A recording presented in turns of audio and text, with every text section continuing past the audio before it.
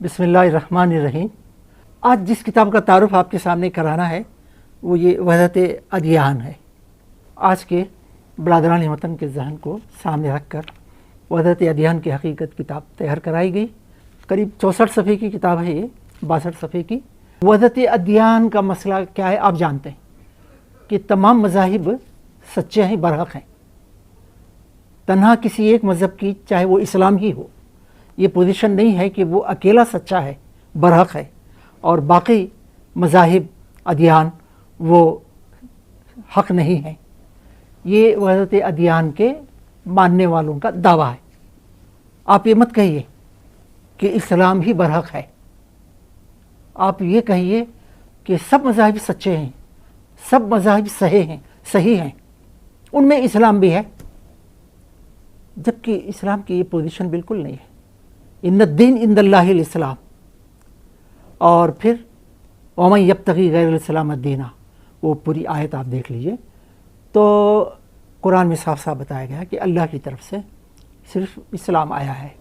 الیوم اکملت لکم دینکم واتممت علیکم نعمتی، وہ بھی پوری آیت، ورضیت لکم الاسلام دینا، آخر تک۔ تو رفقہ محترم بھائیوں اور بہنوں، یہ لٹریچر ہے۔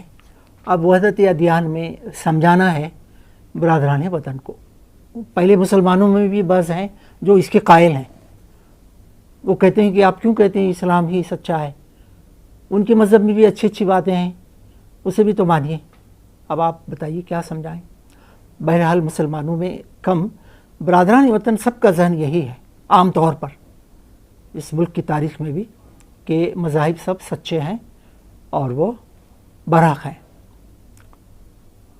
تو یہ عملی مسئلہ کب پیش آتا ہے؟ جب آپ انفرادی ملاقات کرتے ہیں، جب آپ ایک وفد بنا کر کسی سے ملاقات کرتے ہیں، برادران وطن کی مذہبی شخصیتوں سے آپ بات کرتے ہیں، سب موقعوں پر، پروگراموں میں یہ تو غنیمت ہے کہ صدارتی تقریر ہماری ذمہ دار کی ہوتی ہے۔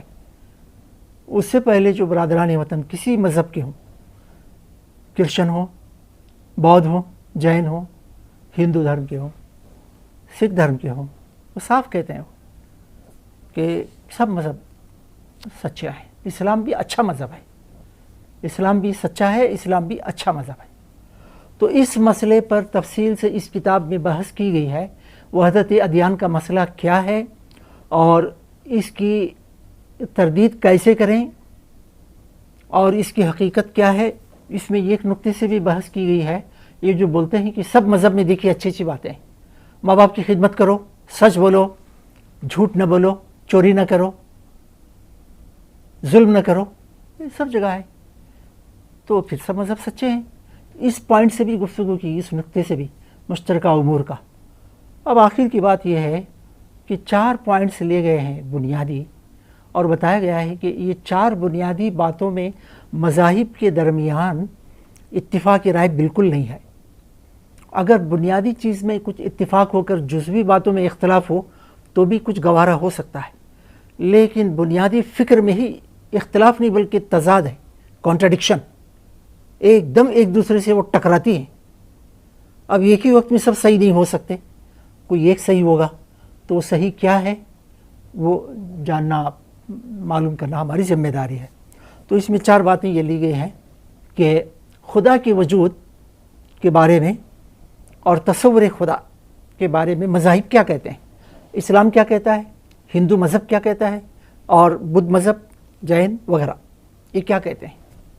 اسی طرح سے آپ دیکھیے کائنات کی تخلیق کیسے ہوئی، کریشن کیا ہے اس سلسلے میں مذاہب کی، وہ بھی باتیں بتائی گئی ہیں چاروں۔ اور زندگی بعد موت کے بارے میں مذاہب کیا کہتے ہیں۔ اور اس طرح سے آپ دیکھیں گے کہ یہ 4 پوائنٹس ایسے ہیں جس پر شدید اختلافات ہی نہیں بلکہ تضادات ہیں۔ تو ایک وقت میں سب باتیں صحیح نہیں ہو سکتے، کوئی ایک بات صحیح ہو سکتی ہے، وہ صحیح بات کیا ہے جاننا سمجھنا چاہیے۔ محترم بھائی اور بہنوں، اس کتاب میں جو اپروچ ہے وہ قرآن کی آیتیں حدیثیں دے کر سمجھانے کا نہیں ہے، کیونکہ وہ تو برادران وطن مانتے نہیں نا، قرآن کو حدیث کو وہ مانتے نہیں ہیں۔ عقلی بنیادوں پر، ریشنل اور منطقی لاجیکل انداز میں، اور پھر سائنٹیفک انداز میں ان کو باتیں سمجھانے کی کوشش کی گئی ہے۔ آخری بات یہ ہے کہ اس میں 2 عناوین ہیں، ٹاپکس چھوٹے چھوٹے، 2-3 پیج کی بات ہوگی اس میں۔ ایک ہے مکالمہ بین المذاہب، انٹر ریلیجیس ڈائلاگ یا انٹرفیتھ ڈائلاگ، اور دوسرا ہے مذہبی رواداری۔ مذہبی رواداری کسے کہتے ہیں؟ مولانا مودودی رحمۃ اللہ علیہ کا ایک بہترین اقتباس اس کتاب کے آخری میں ہے۔ تو میں یہاں اس کتاب کے تعارف کی گفتگو کو ختم کر رہا ہوں، اور امید کرتا ہوں کہ اتنے تعارف سے آپ کے دل میں جذبہ پیدا ہوا ہوگا کہ اس مسئلے پر خود آپ سمجھیں، یا سمجھ چکے ہیں تو دلیل کو غور سے پڑھیں کہ کیسے برادران وطن کو سمجھانا ہوگا۔ اور یہ دائیوں کے لیے بہت مفید کتاب ہے، دائیوں کے لیے اس پر غور کرنے سے اور نئی نئی راہیں نکل سکتی ہیں۔ اللہ تعالی ہم سب کی مدد فرمائے۔ وآخر دعوانا ان الحمد للہ رب العالمین۔